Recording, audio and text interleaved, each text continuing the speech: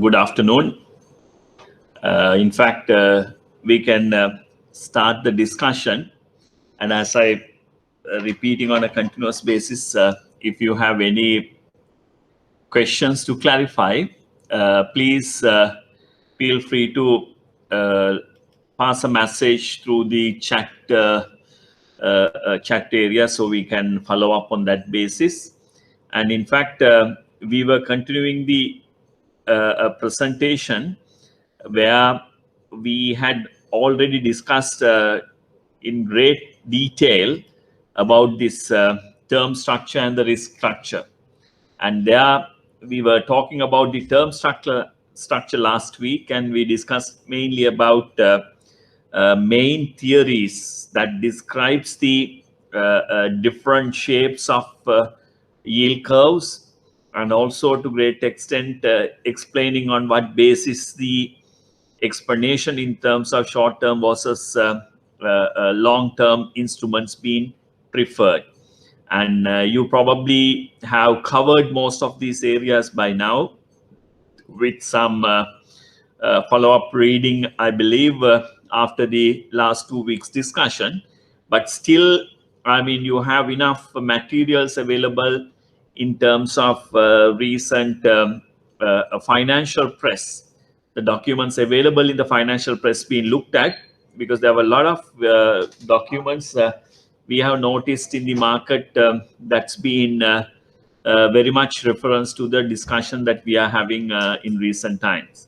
So on that basis, please get hold of some of the materials. And also, as I was repeatedly mentioning, there are enough material in Google, and also even if you try the YouTube, there are enough materials on this basis, and also the textbooks that we were referring, the Frederick W. Taylor's, and you will have quite a lot of details on this basis. So you can follow up some of these details. And we have covered mainly the expectation theory. And then, of course, we have discussed about segmented market theory. And then we have come and landed by discussing so-called liquidity premium theory. And we stopped before moving into the preferred habitat. Preferred habitat, by the word itself, you can figure it out here. When I say preferred habitat, anybody, even you for that matter, within your house, within your residence, probably you feel comfortable in certain location. Okay, you may be feeling comfortable in your room, you may be comfortable in your living area. It's very natural.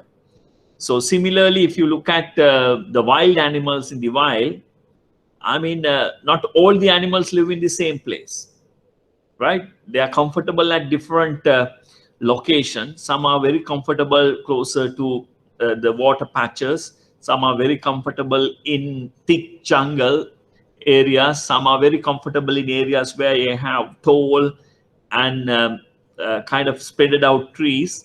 So this is because of their living patterns. Okay. So similarly, if you look at a investor, he also have a preference. He has a preference towards some maturity against the other.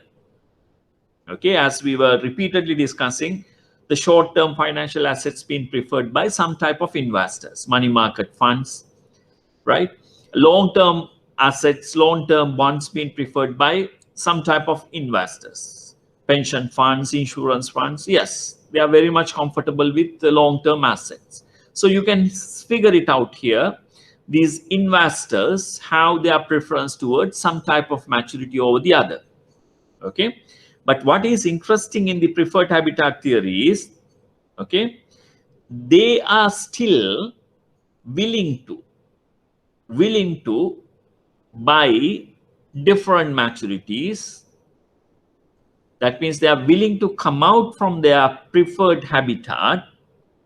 You are preferred to come out from your room if there is something, okay, that contributes you to offset your preferred zone for that matter. In the investor jargon, these investors are preferred to buy different maturities only if they earn somewhat higher expected return. So here the carrot is that you get them to come out from their preferred habitat by giving them a higher return. What it means is over and above their comfortable zone of investment. So people who are comfortable in investing long term can be attracted to short term assets if they see short term assets are compensating that additional return that they are expecting. Similarly, the people who are in the short term, can be encouraged to buy medium to longer end maturities if you provide them with some additional expected return. Okay, but generally, right? But generally, investors very much in the, as I was repeatedly mentioning at different discussions all throughout the last 3 weeks or so, that they are preferred to invest in short-term assets over the long-term assets simply because so-called time factor, longer the duration, higher the uncertainty. Okay, so on that basis, they expect longer tenor maturities to compensate them. But what you have to understand here is in the preferred habitat, investors have preference in terms of their maturity choice, short to medium, medium to long. They have a maturity preference, but still they are willing to opt for a different maturity only if they earn somewhat higher expected return. So you have to give them some additional incentive to get them out from their comfortable zone. Their comfort zone is a certain area and you want to get them out. Yes, you have to give them something in return. So this is the preferred habitat theory's explanation. But at the same time, you expect investors mostly prefer short term because of the time factor over the long term instruments. Longer the duration, higher the uncertainty. So this explanation is again kind of give you, right, most of the thinking that we were having in terms of liquidity premium theory, where you have factored in yield curves are upward sloping because short term most of the people are there. That means higher the demand, higher the price. That means lower the interest rate. So when you see lower the interest rate for the shorter end, the yield curve is upward sloping. So you can figure it out. Most of the time, investors are willing to buy short tenor simply because of so-called lower uncertainty in comparison to medium to long-term instruments. And this again facilitate the argument that upward sloping, and then also investors are not necessarily buying maturities against their preferred zone unless they've been compensated. So you have to compensate them. So this is the theory's explanation. So with that explanation, you probably kind of move into the explanation here in terms of expectation theory, where you have seen you can basically compare maturities as perfect substitutes, right? So you are indifferent. Buying short tenor, long tenor, you don't see any problem there simply because the yield curves tend to move together, right? And short-term interest rates are nothing but the average of the short-term rates that could occur during a long tenor's time duration. So basically you expect, as we were explaining, if the short-term 1 year interest rate today is 6%, 1 year interest rate 1 year from today is 8%. So today's 2 year interest rate should be 6 plus 8 divided by 2, that is 7. Okay, so that's generally the pattern that you see in terms of expectation theory. But then you add this LNT component, time premium, LNT component, right, in the equation that you refer. So that's adding to the liquidity premium, and liquidity premium is again nothing but that additional incentive that we were referring in the preferred habitat theory. Then you can see it's upward sloping. As the time to maturity is longer, you have to have a higher liquidity premium, additional incentive. So then you can find the yield curves are upward sloping. So this is the broad explanation in terms of the expectation hypothesis to liquidity premium, and liquidity premium in line with the preferred habitat theory. So what you are basically seeing is interest rates move, different maturities of bonds move together over time. That is very much the expectation hypothesis explanation. Okay, that is the explanation in the first term of the expectation hypothesis and liquidity premium combined equation that you have seen. And then yield curves tend to slope upward when short-term rates are low, because you see most of the time the demanders are there in the short term. Most of the demanders are in short term. That's why short-term rates are low, because you see bigger the demand, higher the price. So when the price is high, interest rates is low. And to be inverted when the short-term rates are high, this is again explained in terms of the expectation where you wanted to fight inflation, so you increase the short-term interest rates, thereby future interest rates to be low. Okay, and this again explained by the liquidity premium term in the first case, and by low expected average in the second case, because you probably see when you increase the short-term interest rates, future short-term interest rates to be lower than what you see in the short term today, because you are increasing short term today to fight inflation. So when you expect future inflation to be lower, naturally interest rates, future short-term interest rates also lower. So you can figure it out. The immediate short-term interest rate is high, but going forward, short-term interest rates to be low. That's what the second term explains here. It's a downward sloping in such circumstances. So generally, it's upward sloping, as you already know, as most of the people are in the shorter tenor, and you find time to maturity get expanded longer.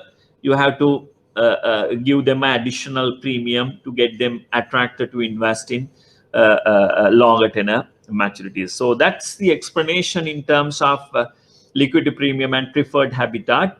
Okay, and this being kind of brought in a very simple explanation per se. If you look at the yield curves in the market, okay, you can see a steep upward sloping yield curves. That means you are very uncertain about the future.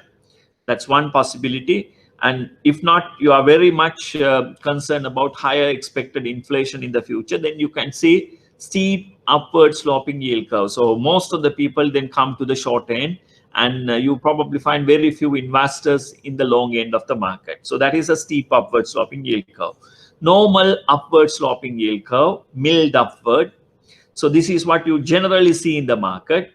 So where the short-term interest rates are generally lower than the medium to longer term, because most of the investors are there. But then the time premium, so-called liquidity premium that you add into, would makes the upward slope in the yield curve, because you see move from shorter to long end, you have some element of uncertainty that's been factored in there. Then you see flat yield curve, where whether you invest short or whether you invest long, you don't see any difference. So everybody is very much indifferent buying shorter tenor versus long term. Then you see a flat yield curve. But when you basically see the short-term interest in being kind of kept high, often by the policy authorities, central banks, by increasing short-term interest rates to fight future inflation, then you find yield curves tend to shape downward.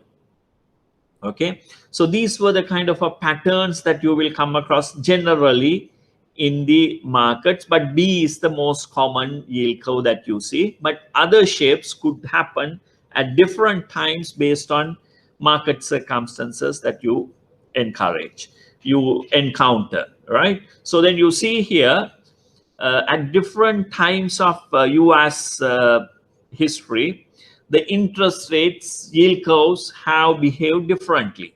So you can see the top one, that is the 1981, January 15, it's a downward sloping yield curve, very clear downward sloping yield curve.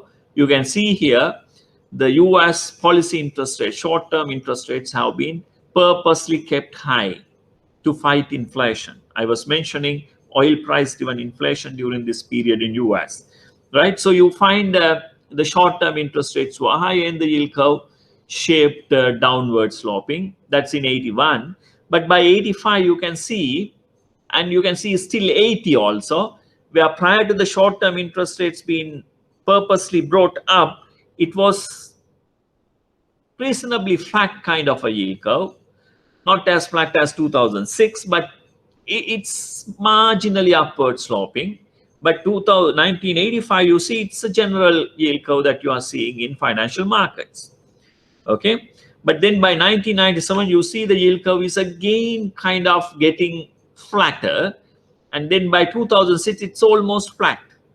You are, irrespective of which maturity that you are using here, this is the yield curve prior to the financial crisis, where the policy interest rates also been pushed up, but it not necessarily pushed up like 1981, right? And gradually the problems in the financial market started towards middle of 2007 in the US subprime. We will get into those when the financial crisis discussion we will start that discussion in future lectures, so you will come to know about those things in greater details. But you can see here very much steep upward sloping yield curve towards 2011. This is after the financial crisis, because the short-term interest rates were almost at zero flow. Policy interest rates were almost at zero flow. Markets were heavily flooded with liquidity, and immediate maturities were not necessarily yielding very small, not necessarily yielding big interest rates. It's very small interest rates all throughout US and also in advanced economies. But longer tenors, at that time, the expectation were with the economic recovery, future inflations to go up, but still it's around 4%. But it's a clear upward sloping, steep upward sloping from 5 year onwards in terms of maturities. So these shapes that you can see even in the same market across different period of time, based on different economic reasons, you can see. So then you should be able to now interpret these yield curves in terms of what you have learned in terms of the theories, and you should be able to explain it, and you can kind of unearth underlying factors what it drives these yield curves to have different shapes. So this is basically the area that we cover for risk and term structure of interest rates. So I hope you have a very clear understanding in these areas, and we will be starting a new session, new area for discussion today. I think you have the handouts that also uploaded. Before I move into that session, okay, please, if you have any question, please feel free to raise it. You can upload it in the chat area, so we'll be able to upload and discuss the greater details. So we will start a new lecture, new handout being shared with you all. So you can have the handout. You can follow up as usual with greater clarity with additional reading materials as we move on. So any questions?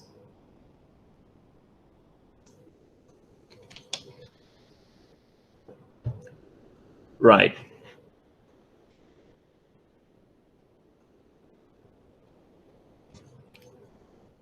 Okay. So this area is an economic analysis of financial structure. Okay. So you have some elements now we have covered in terms of our previous lectures, but still we will remind some of them as we move on in this discussion. Okay. But what you have to understand here is for any economy, okay, a healthy and vibrant economy that we anyway wanted to see, but such economies require a financial system, okay, that enable stakeholders in the economy who has excess resources with them, you can call them as savers, to channel their excess funds to the people who have productive investment opportunities. Right? So you require the financial system that should be able to channel these funds from savers to people who have productive investment opportunities. But how does the financial system make sure that your much hard-earned savings get channeled to a productive investor rather than unproductive or waste? Or for that matter, we will find moral hazard-driven borrowings sectors. So you have to make sure the financial system is kind of, screening them appropriately to channel these funds to productive investments rather than unproductive or waste. Sometimes you see when governments promote lending arrangements, the people who are more likely to default are the ones who first come with, borrowing proposals. Okay, so that's to some extent is a concern even in the current circumstances in Sri Lanka too, during or the post-COVID environment, in which still it's not post-COVID, but much more managed circumstance in Sri Lanka, where the economic activities are returning to normalcy. So you find some elements try to make use of the facilities extended by monetary authority and the banks for that matter, and try to kind of channel these productive savings to segments of unproductive economic activities, or for that matter even wasteful economic activities. So the financial markets should be able to kind of see these things through. Okay, so this section on that basis is very timely. That question, this section answers this question by providing an economic analysis, whether these funds being channeled to right segments or right productive investment avenues. Okay, and how these being structured and designed ultimately to promote economic efficiency. So if you have a limited resources, limited savings, this need to be channeled to much more productive sectors, and thereby you can achieve so-called economic efficiency, and thereby not only the savers funds are in a safe investment avenues, but also savers would be able to have a reasonable return, and also because the economy's income is expanding, further savings would be facilitated in such economies. So this is what this section is trying to understand. And then you can see financial structures throughout the world. There are priorities at different points, and the structures could be slightly different, but generally you find financial markets are not that different in most of the countries. And this financial structure of a business refers to a manner in which the business finance its activities, particularly using external funds. Okay, so that means it's outside the business own funds like capital or retained earnings. Okay, so they wanted to see the financial structure. Okay, that financial structure would facilitate businesses or stakeholders to channel funds, particularly from external sources. External in the sense external to the institution, not outside the country. Outside the country also possible, but when you say external funds in this context, it is external to the institution. So within the institution, the owners can bring in money, that is capital, and also you make use of retained earnings. So that also you source funds within the organization, but when you source funds outside the organization, financial structure matters a lot. Okay, so the analysis in this section focus on a very simple model. Okay, but it's a powerful economic concepts that's kind of enable you to kind of explain features of a financial system so as to figure it out. The financial contracts are written, and why financial intermediaries are more important in the financial market than under normal circumstances. So the banks, or for that matter other financial intermediaries in any economy, becomes very, very important in the context of how the funds being channeled to businesses and how these funds being efficiently being contracted.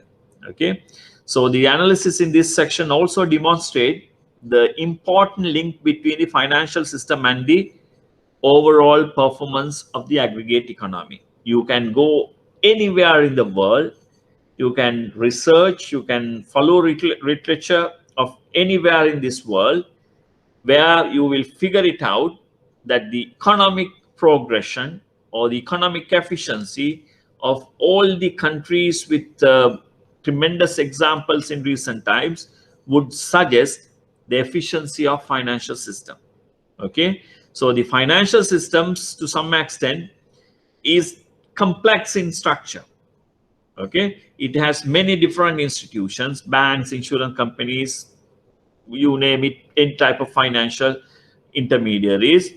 Okay, and also these financial intermediaries are regulated compared to any other industry in an economy.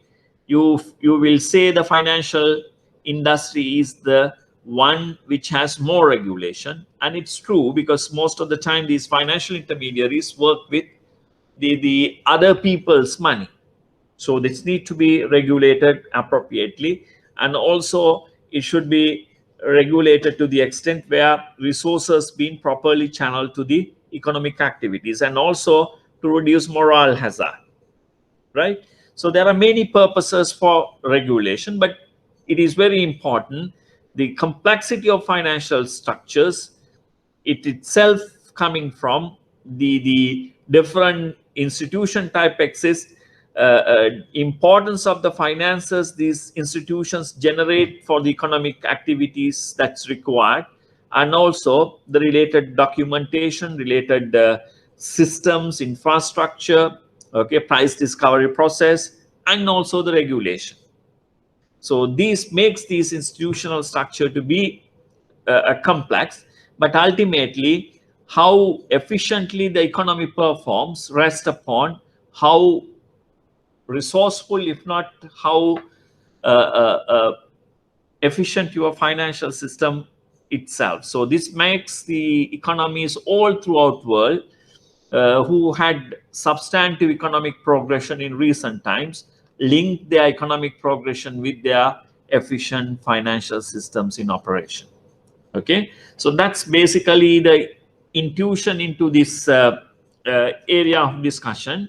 And in this section we look upon basic facts about financial structure.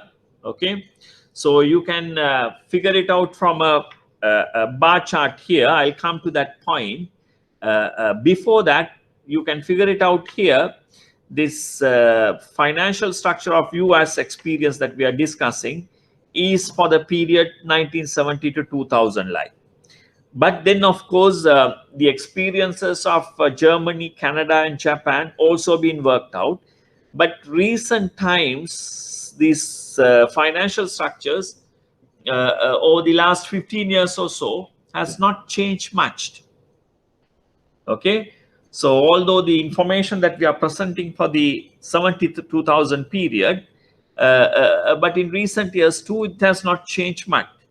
But what you have to understand here is, when it comes to a financial structure of an economy, okay, so these financial structures facilitate different sources of funds for non-financial businesses. Okay, so you can figure it out from this, the experience across different countries. For instance, you take US, bank loans during this period accounts for 18% of resources of non-financial businesses, whereas Non-bank loans, bank loans, non-bank loans. Bank and non-bank in a broader sense are financial intermediation. So you can pool them together and conclude 56% of US non-businesses resources being channeled through financial intermediation, bank and non-bank sources. And then bonds, by issuance of bonds, they source about 32% of finances, and only 11%, that is like directly issuing stocks, ownership claims. Stock owners are the owners of firms, right? So you can see in US case, it's only 11%. So you are basically seeing about 56% is channeled through loan sources, and about 32% from bonds, and only about 11% from ownership claims in the form of stocks. But this pattern is different if you look both Germany and Japan. Germany and Japan, you can see the bank loans are the predominant source of finances for the businesses. Okay, you can bring non-bank also into the equation, so then you can figure it out. It's much more stronger, whereas bonds and stocks together, a very small share of financing sources for non-financial businesses. And then in the Canada's case, still both bank and non-bank here is very strong. Yeah, it's very strong in the case of Canada too, but not as strong as both Japan and Germany. But what you are simply seeing is, compared to US, yes, it's strong, but in the case of US, non-bank and bonds remain much more stronger than bank loans. But Canada, stocks and bonds, you have a reasonable size, but still it's small, right? So what you are basically seeing here is, even in the case of US, more than 50% of finances being channeled through bank and non-bank loan arrangements. And in the case of Germany and Japan, it is more than 85%, right? So in the case of Canada, it is close to 80%. Okay, so it's 74. So it's 1/3, sorry, three-fourth in the case of Canada, if you combine bank loans and non-banks. So what this will give you is an intuition into figure it out whether your financial structure is dominated by direct finance or indirect finance. You have already learned these two concepts. When I say direct finance, it is ownership driven finances, stocks issuances, bond issuances. You figure it out, it's directly you go to the market and source funds. But indirect means you go through financial intermediaries. So in Japan, Germany, and even in Canada, right, and even in US for that matter, 56%. Indirect finance is strong. Indirect finance is strong. That means these markets are very much source their funds through financial intermediaries in the form of bank loans or non-bank loans. And most of the developing economies, including Sri Lanka, this is no different, but it is closer to, let's say, Canada's, maybe more than Canada's in the case of Sri Lanka. And you can see the German and Japan's experience. They are very much indirect finance structures. Even Canada is indirect, US is indirect, but to some extent, in Canada and US, some element of direct finance also building up, bonds and stocks also building up in those economies. So you have to figure it out from this type of information, whether your financial structure is in favor of direct financial structures or indirect financial structure. You know what is direct, what is indirect. Direct is you directly source your funds from the market, whereas indirect is you source your funds through intermediaries. Okay, so you should be able to kind of bring these elements into the equation and try to explain your financial structure, through which you will be able to figure it out lot of details of these financial systems. That is very important if you wanted to drive these financial system and economic efficiency in your economic progression.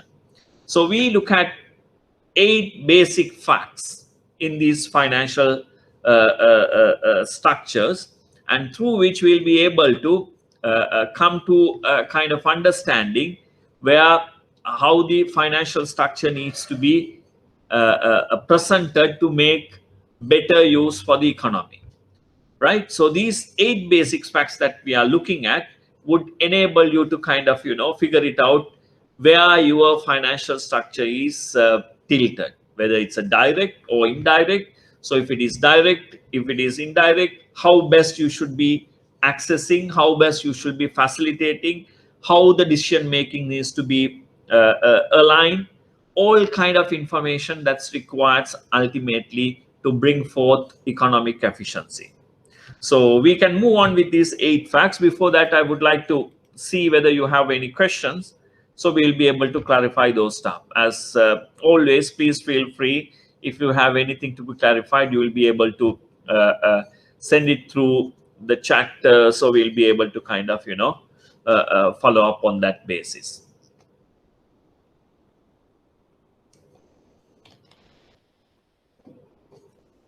Right. So what are these basic facts? The first fact is stocks, that is ownership claims or direct finance channel, are not the most important source of external financing for businesses. Okay, so stocks or ownership funds are not the most important sources of external financing for businesses. You have seen all the economies that we have listed in our previous slide. Okay, so what you have figured it out is, in all those cases, stocks still remain reasonably small, even in countries like US. Right, so that emphasizes it's not the most important source of finances for the businesses in that economy. Okay, then issuing marketable debt and equity. Equity is again stocks. Okay, debt is the debentures or bonds that referred in the chart that you were referring. So issuing these debts or equities is not the primary way in which businesses finance their operations. Right, so stocks are not the most important source of external finances. Now the second fact is issuance of marketable debt or equities is not the primary or main way in which businesses finance their operations. Then you see indirect finance, that is all intermediary driven finances, is many times more important than direct finance. So it's very obvious from the information that we have shared, discussed. And indirect finance, you are basically looking at financial intermediaries to source resources, and through which you are basically making use of your expansion or running your businesses. So indirect finance is many more times important than direct finance. That's also a fact. Then you see financial intermediaries, banks and non-bank institutions. And among the financial intermediaries, banks remain the most influential and important segment in the economy. Okay, and they are the most important source of external fund used to finance business activities. And it's very clear from the examples of all the countries that we discussed. right? Banks remain the most important source of financial intermediaries in any economy. So these are four facts. Okay, stocks are not the most important source of external finances. Issuing marketable debt or equity is not the primary way in which businesses finance their operations. Indirect finance is many times more important than direct finance. Financial intermediaries, mainly the banks, are the most important source of external fund in any economy. Are the four facts out of 8 facts that we are looking at in this section. So the fifth fact is, as we discussed at the introductory note itself, the financial system is among the most heavily regulated. And you can figure it out. Yes, narcotics, drugs, and for that matter, defense related, that's also regulated to great extent. And to some extent, environmental related, it's also regulated. But financial system in a broader sense are the most, or is the most heavily regulated in any economy. Right? You take Sri Lanka, you take US, you take UK, you take Australia, you take any Latin American countries, you take Europe, okay, East Asia. The financial system remain one of the mainly heavily regulated sectors in any economy. Okay. While this being said, the large, well-established corporation have easy access to securities market to finance their activities. What it says is, well-established large corporates have easy access to direct financing arrangements. And you will agree with me, that is also true. So even in the case of Sri Lanka, you probably see the top conglomerates, they have easy access because they have their own subsidiaries, they have their own arms, they are specialized in different activities, again within the financial intermediation itself, right? They have resources, they have so-called economies of scale, expertise, infrastructure, wide access to the market, publicity, everything there. So they have reasonably much faster and easy access in terms of issuances of direct finances, stocks and bonds.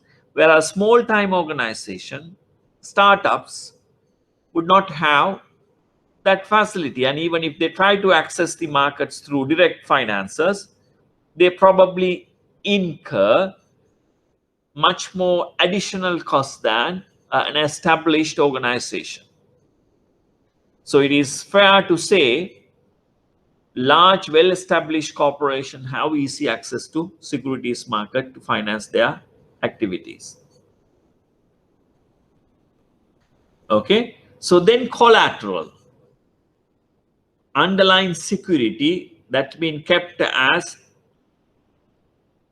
a security to lend you some finances.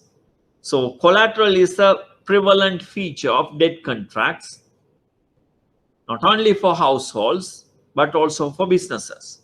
So household, it would be much more severe compared to businesses, but at times of financial stress, even businesses have to have much more stronger collaterals, because all financial intermediaries, mainly banks, would try to see their funds being mainly secured when they facilitate some amount of finances. And this is again one of the reasons now in Sri Lanka, in the COVID related developments, where the banks were reluctant to lend, and central bank had to come out and facilitate lending at a guaranteed arrangement, or at a much more cheaper facility that been extended to the banks, and banks then on lend to businesses, because this collateral that the businesses have to keep with the banks remain reasonably not strong under the under a circumstance like what you are experiencing in a COVID or pandemic time, because you probably see that your underlying collaterals have been already pledged to banks. You don't have new resources to pledge it now. So then you have to see some relaxation in collateral arrangements. Okay, but these collaterals remain one of the key features of debt contracts. You can't have a debt facility without having some securities being extended to you. Wanted to get a loan from your, let's say you are working for a company, that company will at least look at your provident fund balance, at least look at your, let's say, vehicle, at least look at your property, right? Or for that matter, your a career with that organization, and then they will try to access to your pay and deduct the required servicing obligations. So this collateral arrangement is very important in debt contracts, whether it's a household or a business. So that's also another fact. And then these debt contracts are not simple. Okay, so it's like cigarette warning to some extent. Nobody really recognize it in the first place, but then of course when you try to recognize them, it's very complicated. They don't print like cigarette warnings in the cigarette boxes in nowadays for debt contracts, but understanding those with interlinked clauses is not easy for a ordinary citizens. So you need to have a facilitation from a legal expertise. So they have to go through them. These documentation requirement also quite cumbersome, right? So that is again a part of these debt contracts, where the legal documentation is part and parcel of that exercise and extremely complicated. And also that has so-called restrictive covenants. You can make use of those funds for certain purposes. If you do not adhere to those, for instance, insurance contracts, you will not get honored if you have done something outside the kind of basic parameters through which that insurance is defined. Similarly, you have been asked for a loan, and that loan being facilitated by the bank, and you have been asked to kind of maintain certain standard of operation. But if you breach those stuff, those financial intermediaries can claim immediately upon the loan. If not, they can go with the collateral. So this documentation has not only complication in terms of document itself, but also you have restrictive covenants you can't use for certain type of activities. So these 8 facts are very, very important in terms of understanding the basic features and nature of this financial structure that we will be trying to unearth. And you already know it is direct or indirect, but you try to figure it out how best these things mean available in certain circumstances, and figuring out what best to remedy to achieve economic efficiency. Right. So another element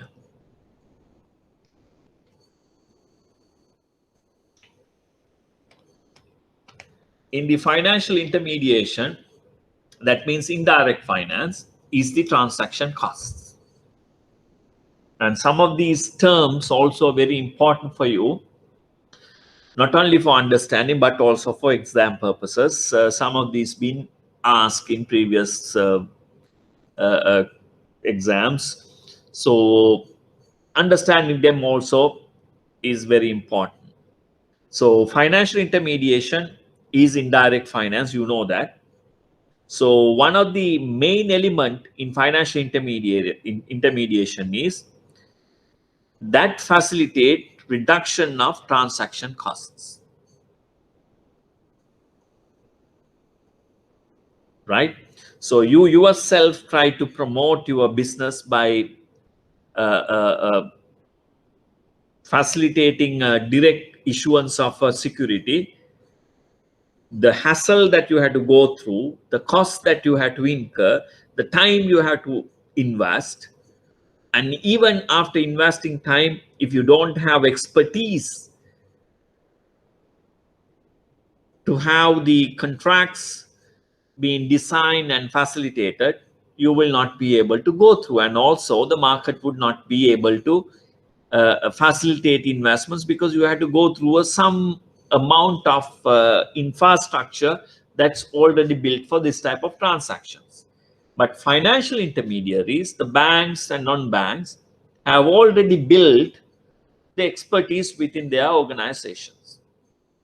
And they have hired staff, employed staff, very much engaged in such activities on a continuous basis, and as a result have built their expertise to efficiently deliver the services. And also they know where the markets to be targeted, not like you going on your own and check and balances. You try to kind of unearth through trial and error what segment of the market is preferable for you to kind of promote your financial asset. The financial intermediaries, from their experience, they know these are the segments who prefer this level of risk related financial assets for their investments. So it's the financial intermediaries. They have the infrastructure, they have the expertise, they have the capability, they have the access to markets, they have some amount of understanding of the market behavior, and they are established to great extent to facilitate for this type of activity. So they bring in some amount of cost saving, and that itself is a feature of the financial intermediation. And this financial intermediation serve to reduce so-called transaction cost. So how this transaction cost then being evolved is through economies of scale. So when you see the production line, average cost of production reduces as you produce more units, simply because when you produce more units, what you are basically incur is reasonably static capital cost. So more units means capital cost now distributed among more production units than a lower production unit, whereas the additional cost you have to incur is the required inputs for the extra unit that you are producing. So the average cost, as you increase the production, reduce. So this is basically the production function that you learn. The economies of scale is nothing but that. So the cost advantage enterprises obtain due to size, output, or scale of operation, with cost per unit of output generally decreasing with increasing scale, as fixed costs are spread out more units of output. So when you produce more, the fixed cost being distributed among more units, thereby individual units fixed cost is gradually reducing. So the economies of scale is that. So you have more expertise, more such transactions by financial intermediaries. They have lower cost for single transaction, and that is economies of scale. And this is coming with so-called expertise and the skill that you generate through engage in such activities, and knowledge you gain through such markets, and your background requirements. You probably require to have financial qualifications, you might require to have economics qualification, you might require to have system management, project management. These are expert skill and knowledge you get. So the expertise you gain through engage in financial intermediary related activities would naturally bring in transaction cost to be lower. So financial intermediaries in any market would facilitate lower transaction cost than on your own try to access the direct sources of finances. So you naturally see the indirect finance being favored by almost all the countries is simply because the indirect finance or the intermediary driven finance facilitate reduction in transaction costs. Any questions?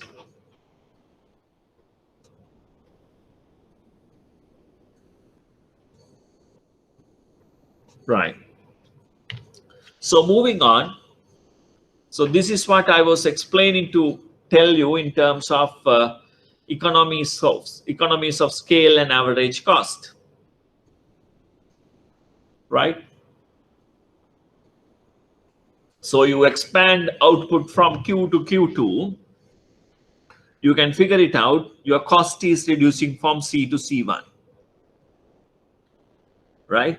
So basically you find long run average cost curve is like this. So initially with the expansion of production units, it reduces, but beyond a point, if you still expand your unit of production, long run average cost also start increasing. So that requires additional expansion in the business process. It's like you get crowded. For instance, you are working in a environment where you have reasonable space. So you add additional worker, he would be able to perform. Sorry. He would be able to perform. Excuse me.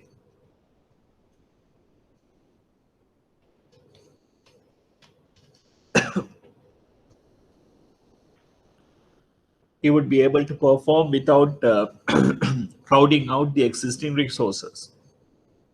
But once you start kind of a continuously expand your employers, the space available to perform becomes crowded. So then you will not be able to make use of easy working environment to facilitate expansion of production unit. But what happens is additional cost would incur. Wastage would increase. Mistakes would go up.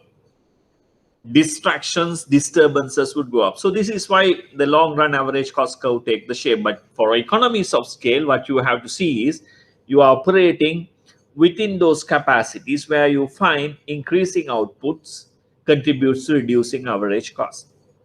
So this is what the financial intermediation does in terms of transaction costs.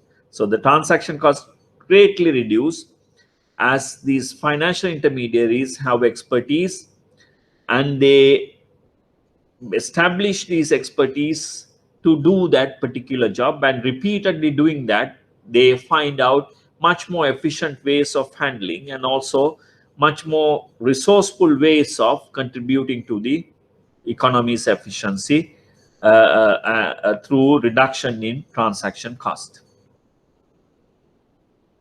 Okay, so then another facility, another very important element which is part of, right, financial intermediaries being promoted over and above the direct financing arrangement is the so-called concept of adverse selection. Okay, so you figure it out here. This adverse selection is the possibility of bad or risky trading partners driving away good or less risky one because of the nature in which the market operates. For instance, so-called adverse selection happens, right? So when you have circumstances where the lemon problem incurs, lemon problem is for used cars market, usually being discussed in economic discussions, where the general understanding among the market participants is all the used vehicle available in the market are not of good quality. Because of that, there is a possibility that the pricing structure in the market is established in line with that market perception. So what it does is, at any given moment of time, a very good vehicle, even though it's a used one, comes to the market, he would not be able to get a premium price simply because his vehicle is very much good and maintained properly and of higher standards. But unfortunately, market perception always drive that any product, used cars, comes to the market is not good quality, and as a result its pricing structure is defined on that basis. So this is again a similar kind of a implication to the financial intermediation. So the financial intermediation look at the people who come to finance, take financing options from them, are the ones are risky stakeholders. So they would borrow from the financial intermediaries and invest in risky ventures. So until you establish a long-lasting working relationship with these newcomers, they would not be able to figure it out to great extent. So what it drives is, it makes these financial intermediaries to charge you a higher interest rate when you wanted to have finances. So when you find a higher interest rates, a good project proposals may think, why should I borrow at this level? My project proposal is so solid and I don't actually take risks as other projects might have. So I don't need to pay these additional prices that they have factored in.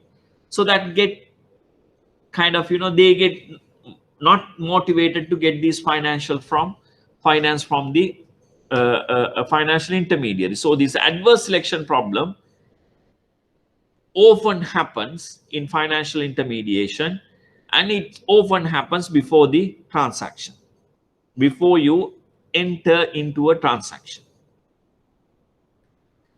Then the another element of this financial intermediation and market activities is the moral hazard.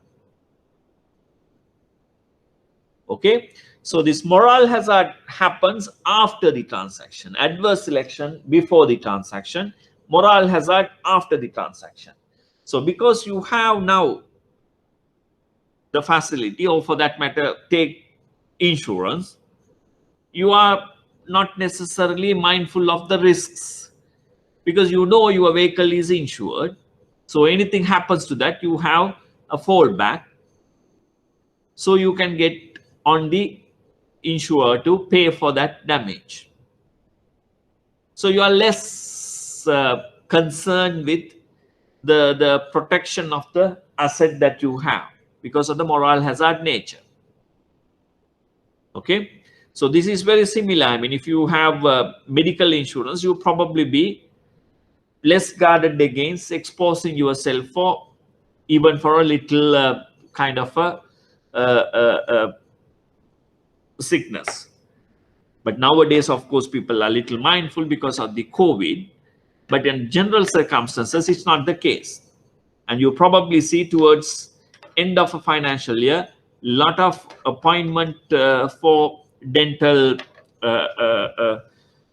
clinics, general medical checkups, simply because they have not used their medical quota.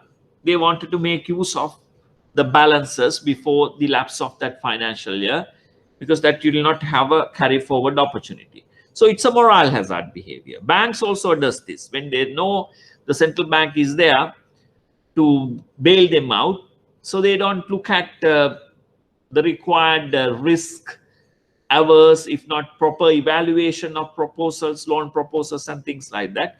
And even if central bank is providing them finances, like now what to some extent being proposed under facilitation arrangement for these COVID related businesses, COVID impacted businesses, they might ignore to great extent a proper evaluation of those proposals and not necessarily follow up as a normal loan being granted to those institutions, because it's provided by central bank. That's why central bank is not providing 100% of the loan that they are requesting. They're probably providing a certain percentage of the loan, and requires bank to on lend with certain percentage coming from the bank's resources. So then they are mindful, okay, their resources also working, but here again they are facilitated through lower interest rate. So this moral hazard behavior is another element in the market. So you yourself try to do all these things. It's very difficult, but financial intermediaries to great extent have tools to mitigate some of the adverse selection probabilities, some of the moral hazard probabilities than a direct finance possibilities. But remember, that's not stops with that stage of financial intermediation, but financial intermediation itself could kind of expose them for this type of behavior, simply because when they see somebody, a godfather, overseeing them, and he is facilitating lender of last resort facility like what central bank extend, and they think that they are too big to fail. You come to these concepts as we move on. So the government would bail out. So that's why financial intermediation and financial markets sometimes see the market participants are going bankrupt. They fail, not because of anything.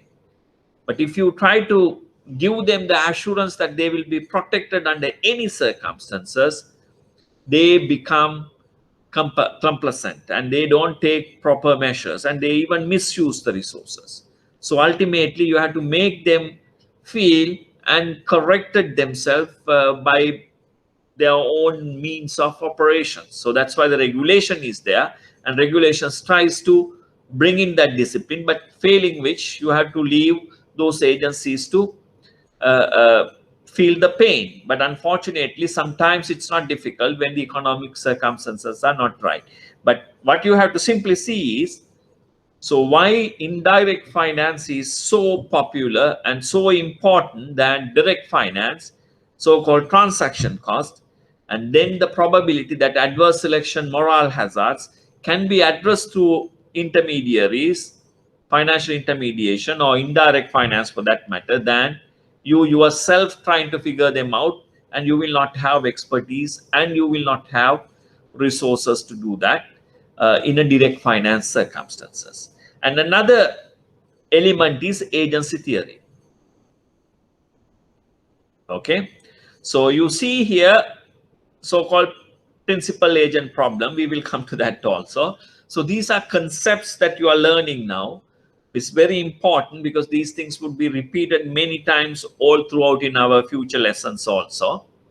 But this agency theory is concerned with resolving problems that can exist in agency relationships. That is between principals such as owners, okay, shareholders are the owners, and agents of principals, those are the managers, often the executives of companies. So the principals are the owners, managers are the executives or the employees for that matter. Okay, so this agency theory tries to analyze how asymmetric information, symmetric information, everybody in the transaction have same or equal amount of information. Asymmetry, different segments of transaction have different level of understanding or different amount of information. So this agency theory tries to analyze how asymmetric information problems affect economic behavior. So you see, owners want their organizations being safeguarded. Owners, shareholders wants their capital being properly used. Take adequate risk, not excessive risk. Businesses is risk taking, but not overly risk taking. It is adequately risk taking. But managers or the executives might respond it differently, because you take more risk, higher the risk, higher the return. So the return, higher return means their earnings are higher. So they might try to expand the businesses beyond its scope. Excessive risk taking. Machinery is being utilized beyond its normal working hours. Normal working hours means if you have a machinery that can be in one go, can be used for 8-hour operation cycles, you do not stop after 8 hours. So machinery's lifetime get reduced. So after a point, machinery break down. So it's a huge capital investment.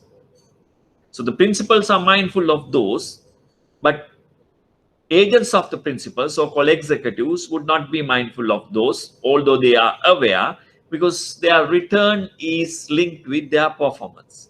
So they might take excessive risk. So this is one reason why you probably seen the financial crisis in 2008-9, where the banks, executives, CEOs have taken risk beyond the bank's tolerable risk levels and expanded their assets to that extent, where when the market started collapsing, all started collapsing impacts. So the agency theory also tries to analyze to great extent the problem of asymmetry in information and how that's been influenced to damage the economy's well-being, right? So we need to kind of factor these elements into the overall decision-making process in the form of intermediation or direct finance that you wanted to choose, indirect finance versus direct finance, right? Yes, agency theory might facilitate, principal is doing everything, but principals are not experts. You may have resources, you may have finances, you may be the owner of the firm, but you don't have expertise to run that business. So you have to hire people. But you hire people and give them the line of authority, but make sure some oversight being arranged that the executives also do not breach the level of protocols only by looking at higher returns. So through which you can bring in so-called agency theories concerns, okay, resolving problems that can exist in agency relationships. So this is also another element that's important in recognizing how best to prioritize the financial structure for economic well-being. And this lemon problem, as I already said, okay,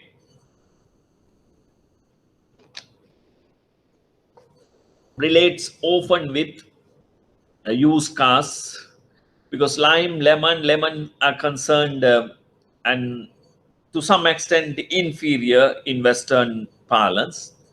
Okay, so this lemon problem and how adverse selection before the transaction, adverse selection, remember that, huh?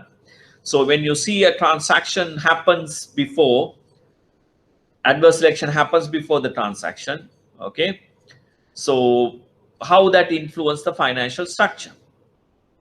So often if quality of the product cannot be assessed,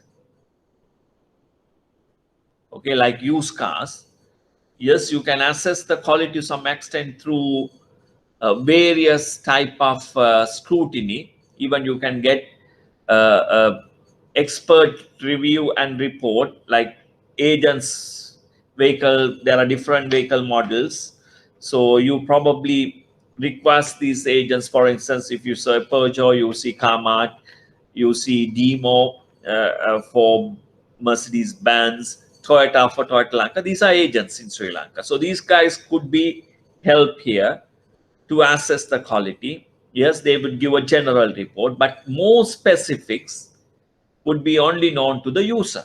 He knows, yes, he met with an accident and the left wing of the vehicle had a bad hit, but then he has repaired to great extent, and the quality assessment can figure it out to some extent. Yes, there's a replacement, but how good that replacement and how good the quality and things like that might not be that detailed even in a assessments like that, because you do a general assessment. Okay, so in such circumstances, even if you have done a very good quality kind of a consumption, but any buyer of a used item is often willing to pay at most a price that reflects the average quality, not necessarily the top high quality uh, uh, uh, the vehicles that you probably see in the market. But unfortunately, every buyer thinks the quality is not necessarily that easily accessible, and as a result, he prices it to an average quality product. So in adverse selection, you have seen that because of this reason, the people who has quality vehicles would not come to the market and sell, simply because they are at disadvantage, because they don't get the price, they get the average price, right? So in such circumstances, when the quality cannot be assessed, the buyer mostly prefer to pay the average price. And sellers of good quality items will not want to sell at the price of average quality. That is also now clear from our discussion. So buyer will decide not to buy at all from another perspective, because he believes what is left in the market is of poor quality, right? So buyer is generally prefers to pay the average price. The seller would take out his quality products because he is not happy to take the average price, because he thinks his product is more valuable. But then what is left in the market in the buyer's eyes is all low quality products in the market. So he also opt to not to buy. Okay, so this problem explains fact 2 and partially explains fact 1. So you can go back to 8 facts that we studied, basic facts in this section, right? And this explains to great extent the second one and partially explain the first fact. So this market for lemon is a very, very widely reviewed, widely read, very simple paper by so-called George Akerlof. Okay, so he produced a paper in 1970s. See, it's even today, it's very valid. So it discusses about quality uncertainty and market mechanism. Okay, this is a kind of additional reading. So only lemons left in the market, so that's why they call it lemons problem. Okay, so good good products would not get the good price, so as a result the good products would opt out from the market. So the buyers would then also left not necessary to buy this whatever leftovers. They simply think it's poor quality stuff for the ones who left in the market. So this the Akerlof paper, George Akerlof. So it's very good one. You try to kind of Google it, and if you have time, try to read it, because that would be very helpful in terms of understanding the lemons problem. Any questions?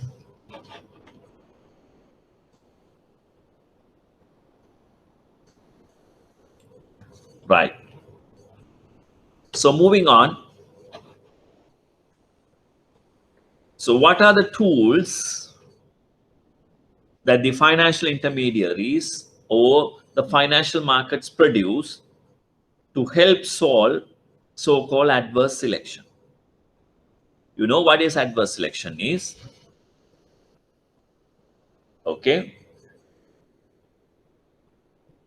How to solve this adverse selection problem? So one of the responses is you produce yourself, self-sufficiency, private production. But you can't produce everything you want to consume. This is like you wanted to go back to a period where The economies produce everything that they want. But it is not possible. Those are very simple, basic societies. In today's context, it's very difficult. But then, of course, to solve adverse selection, you privately produce. Or what you can do is additional information that you possesses that helps to analyze the quality or assess the quality, you can sell them. So you make the information access through a price.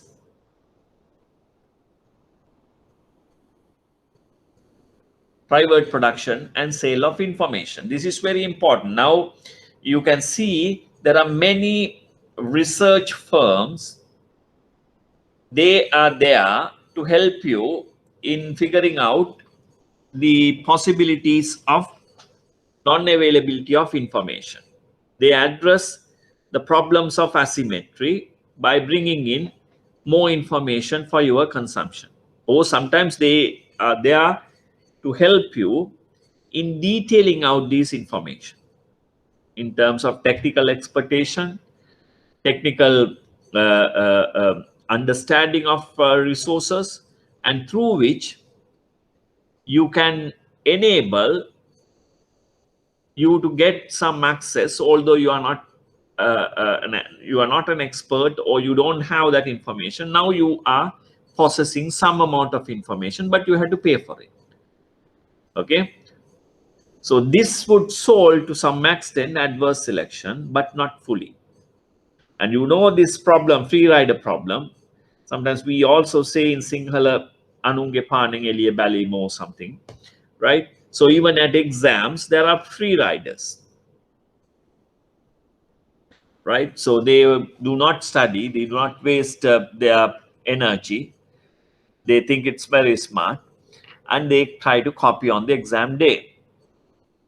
Yes, it's one way, and they could survive to some extent, but not all throughout. So the free rider problems being addressed through various ways now in the financial markets, right?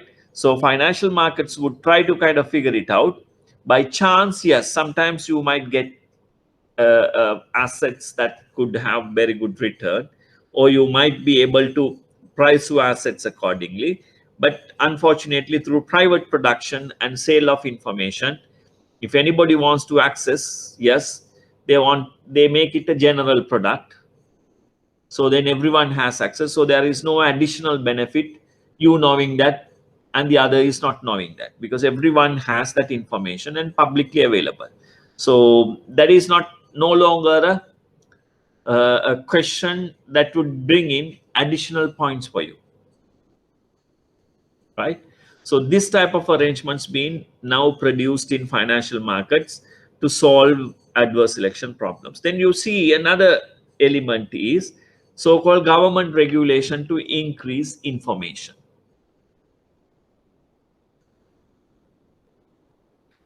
Government imposes regulation that every listed company, listed in the stock exchange for that matter, requires to publish their audited accounts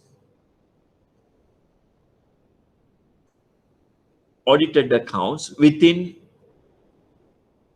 2 months of end of a quarter, 2 months of end of a financial year. It's a regulation government imposes.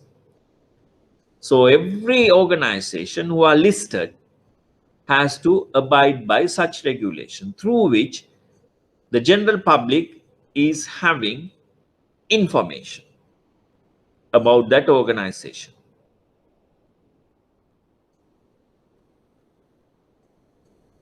Then there are certain type of regulation, even for central bank. The annual report of the central bank need to be published before the lapse of first 4 months of the following year. So this annual report of the central bank is very useful. Every information requires of the economy is very much there, including an assessment by the central bank in terms of how it looks, the medium term trajectory, what priorities government has to take note of, how best government should prioritize their problematic areas, all been listed out. So it's a law. It's in Monetary Law Act. So it's more than a regulation. But what matters here is the government imposes regulation to increase information dissemination. The bank supervision, a financial regulation are there to see the financial intermediaries often produce financial information to the market's information. Thereby, the stakeholders in the market would not miss out. Of course, if you are not capable, that's a different story, because not all the people are same in understanding the same information in the same strength. Some might get it, some might not. That's a different call.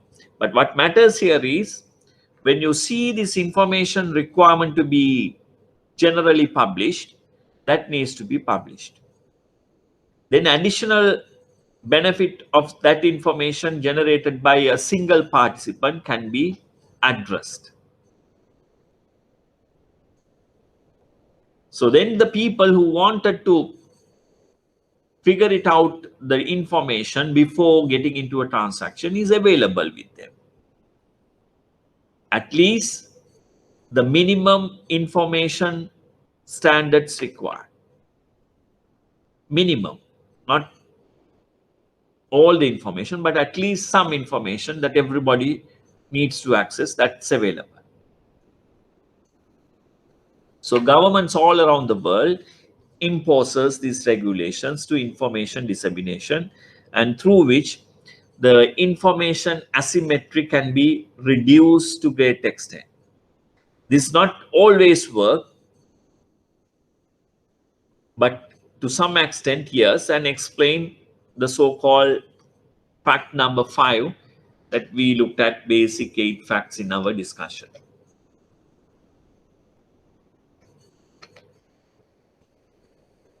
Then you see financial intermediation itself solved the adverse selection problem. They have expertise, they have market access, they have capability.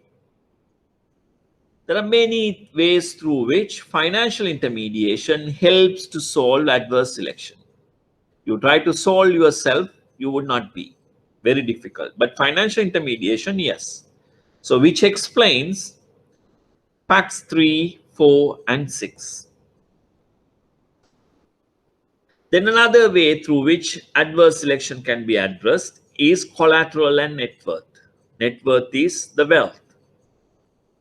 Collateral is what you pledge for a financial facility. So this explains fact 7. You had to go back and compare with those facts and try to read this. Then only you will be able to very clearly understand this section of discussion. Okay, I would not go back and try to kind of link this with the fact 7. I'll leave that as the option for you all to follow up.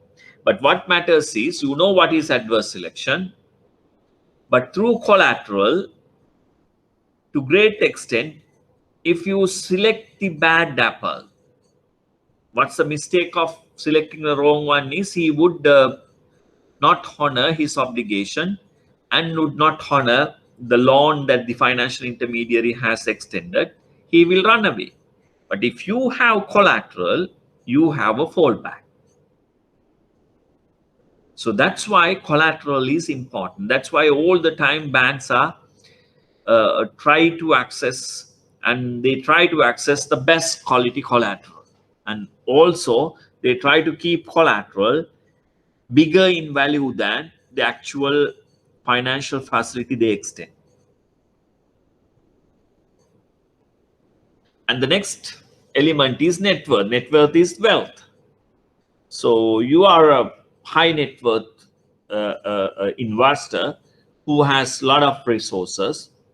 The banks would more or less see you as a worthwhile stakeholder or a partner in business.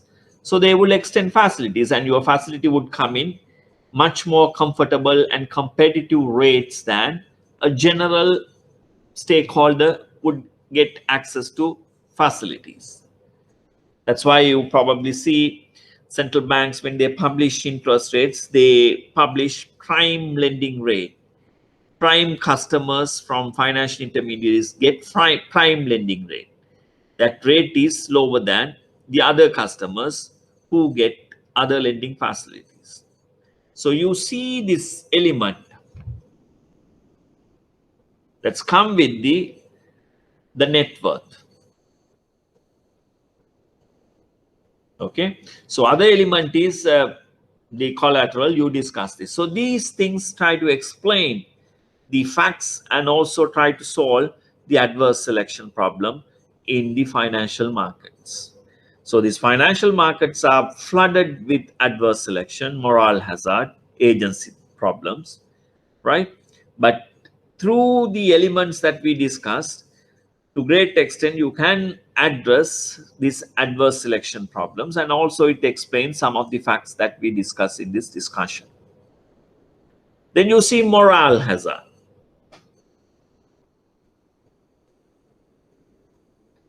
Right? So moral hazard is after the transaction.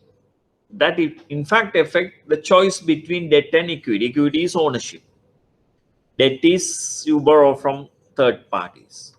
So it is financial intermediary driven, or for that matter, even you promote others to invest in your business. So moral hazard is you take excessive risk after you enter into the transaction, because this money is not yours. This is third parties.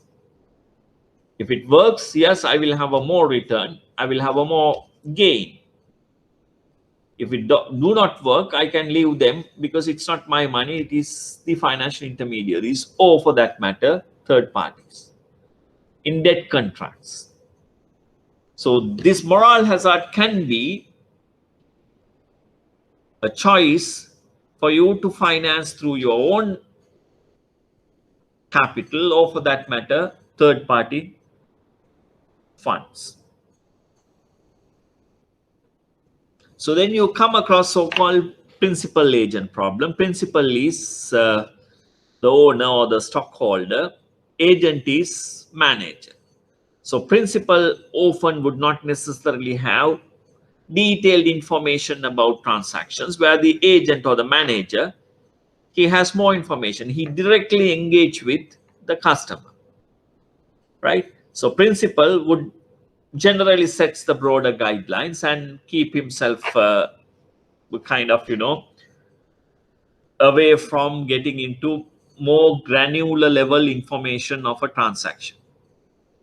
So agents, they interact with market participants on a regular basis. They know what's happening in the market. They know where the market levels are, that means the prices are, and what source of information required to properly ascertain a quality of an asset, all kind of things. But they are often engrossed with the return that comes with higher risk that they wanted to take. Higher risk means higher return, but principal would have less access to information in the market. So the principal agent problem always exists. So how to great extent address this? Separation of ownership and control of the firm, that also required to some extent, right? But the problem here is, again, separation of ownership and control of the firm would again try to kind of, create the principal agent divide. Owners are the principals and executives are the agents, and they try to control the firm, where the ownership stakes have been limited to some extent, where ownerships could still make control of financial intermediaries for unhealthy market practices. That's why you probably see in banks, you limit the ownership sizes. maximum single ownership limits. That's regulation. Government imposes regulation. That is for different reasoning, different purpose than addressing the moral hazard. We will come to that point. But when it comes to a moral hazard arrangement, to great extent, the separation of ownership and control of the firm is also one option being discussed, because managers pursue personal benefits and power rather than the profitability of the firm. Profitability of the firm is a long-term consideration, where personal benefits is often short-term, higher return driven, or power by consolidating their control over the organization. Profitability means you have to continuously have and make use of resources with, let's say, controls. As I was mentioning, just because you have a bigger, very big order, if you see you can't operate beyond a certain time intervals, you probably not encourage beyond working hours unless you expand the organization, hire new people, and hire new machinery and things like that. But if you try to work extra, yes, in short run it might work, but long run it would risk people who work also leaving out from the organization, and also the machineries get collapsed. So you probably see all these in terms of the ownership and control of the firm related problems that the organization encounter. So in this element, how we try to solve this so-called principal and agent problem. Okay, so one of the element is monitoring, policing. You have to put some people, or you had to put various type of control arrangement, including, let's say, CCTV. Okay, or independent verification.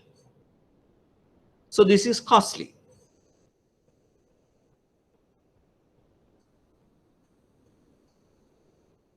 Right? So you can introduce monitoring processes through independent evaluation.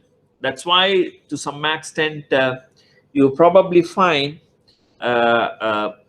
you've been asked to evaluate your, let's say, supervisors.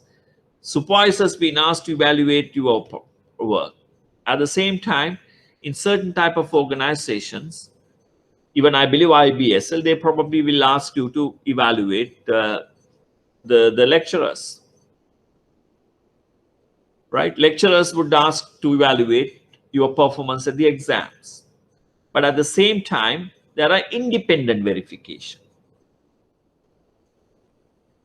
The people who do not directly come under your purview, like what you probably lecturing to a group of the executives, or executives who work under the supervisor. No, third party customers.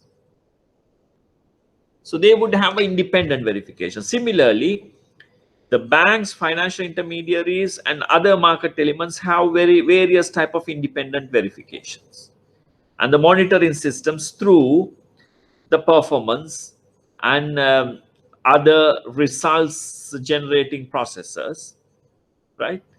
So you can address to some extent the free rider problem. Okay, but this is costly, right? So when you have CCTV, you can figure it out who is working, who is not working. So the free riders could get exposed. When you have exams, various type of evaluation, not only the one of paper driven exams where somebody can copy and get good marks, he's a free rider, but he get through. No, you have continuous evaluation, continuous participation in discussions, and figuring out how best the students could be great. So you can solve to some extent the principal agent problem through monitoring, but it involves some amount of cost. Okay. So then you see government regulation to increase information, financial intermediation, debt contracts. So government regulation is to increase information. You have to disseminate information. The central banks, regulatory departments, they do on-site supervision, off-site supervision.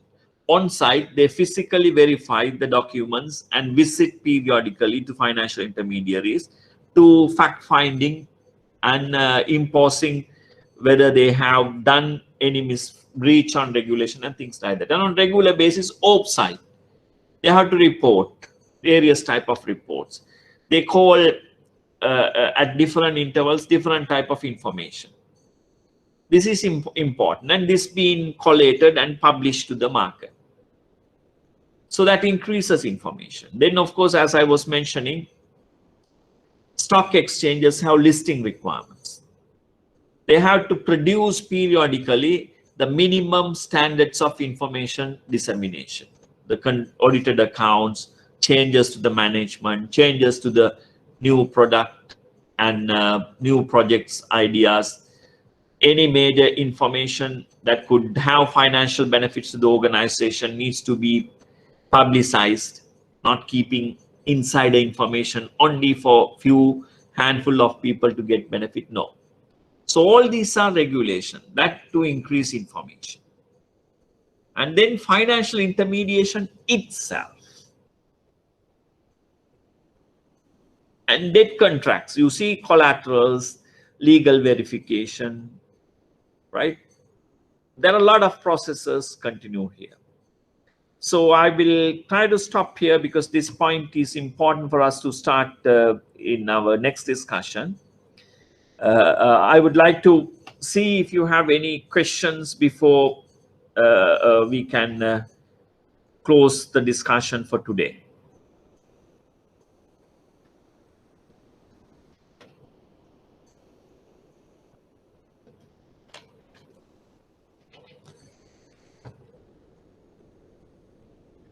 Right.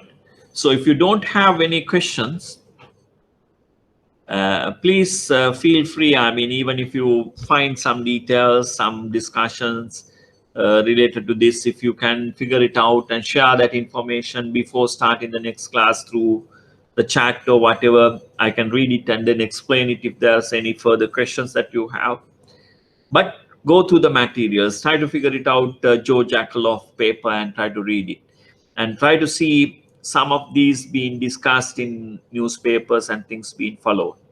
So that would be much more helpful in terms of understanding the concept. So I will stop at this point, and if you have any question, please feel free to kind of clarify. I would be able to follow up on that basis, and we will see next week again to continue and start a new discussion area.